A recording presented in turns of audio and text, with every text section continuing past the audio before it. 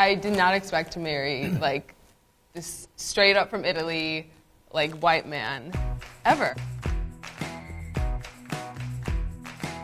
My family tended to use the word Oriental a lot. Not out of spite or disrespect. Not out of spite. That's just what they thought, and I was like, that is a rug, and Brian is Taiwanese. When my folks got married, they wouldn't have been allowed to be in certain states at the time. You know, in terms of like, you know, multi-ethnic families, like they were actually the real groundbreakers. So my friends have told me that Asian men aren't sexy, but look at Ken. I think Ken is so sexy.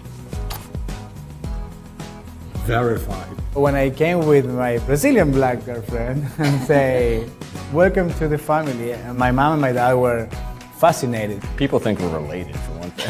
Everyone's like about the same. They're kind of like, there's a little bit of Asian-y inside the eyes. I always just thought I would be with, you know, an American black guy. When I was a little girl, that's what I would fantasize about. That's kind of what my family, you know, expected. Doesn't matter where she's from.